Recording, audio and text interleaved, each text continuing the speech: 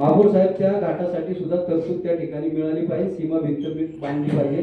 8 acre त्या ठिकाणी महानगरपालिकेच्या ताब्यात ती जागा आहे. त्याच्यासाठी सुद्धा उद्या जर आम्ही त्या ठिकाणी आंदोलनाला बसलो सगळे गावकरी, तर शहरातला कचरा जर 4 दिवस जरी थांबवला तर काय परिस्थिती होईल आपल्यालाही माहिती, आयुक्त साहेब आपल्याला माहिती.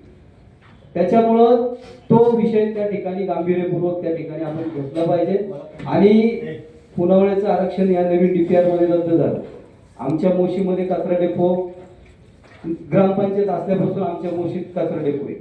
त्या ठिकाणी आजपर्यंत अनेक आंदोलनं केली. आता जे बोलले त्यांनी आंदोलनाला होते तिथं आमच्या स्थानिक इथल्या लोकांच्या बरोबर, काही केलं नाही त्यांनी. ज्यावेळी महेश दादा त्या ठिकाणी आमदार झाल्यानंतर वेस्ट टू एनर्जी प्रकल्प त्या ठिकाणी चालू केला. पालिकेचे कमीत कमी पैसे खर्च करून चालू केला. पालिकेला त्या ठिकाणी वीज निर्मितीसाठी फायदा झाला. आणि आता त्या ठिकाणी कचरा कमी होत चाललाय, वासाचं प्रमाण कमी होत चाललंय. आणि त्यांच्यावरती त्या ठिकाणी चुकीच्या पद्धतीने त्या ठिकाणी मांडलं जातं. संभाजी महाराजांचं धर्मवीर छत्रपती संभाजी महाराजांचं स्मारक होते, त्या स्मारकामध्ये सुद्धा तोच विषय. या ठिकाणी अलीकडच्या भागामध्ये जे काही स्मारक बांधायचं होतं त्या ठिकाणी 20 कोटीचा गवगवा केला जातो. 20 कोटी त्या ठिकाणी टेंडर महापौर साहेब 12 कोटीचं होतं. 6 कोटी खर्च आले, राहिलेले 6 कोटी पलीकडच्या स्मारकासाठी त्या ठिकाणी. आणि लोकांची मागणी होती पलीकडे घेऊन जा. तुम्ही आम्ही सांगणारे कोण आहे? सर्वसामान्य लोकांनी आपल्याला प्रतिनिधित्व करण्यासाठी त्या ठिकाणी संधी दिलेली आहे.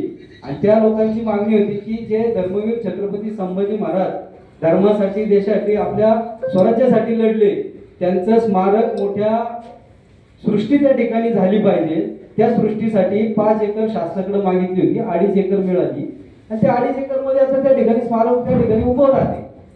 आणि त्याचं वेगळं एक चित्र तयार केलं जातं. बलिदान मास चालू असताना सुद्धा त्या ठिकाणी वेगवेगळ्या पद्धतीने आरोप केले गेले. हे चुकीचे आहे, हे फक्त राजकारणाचे काम आहे. आणि कोण ठेकेदार आहेत, कोण काय, कोणते राजकारणी ठेकेदार आहेत, सगळ्या अख्ख्या शहराला माहिती आहे.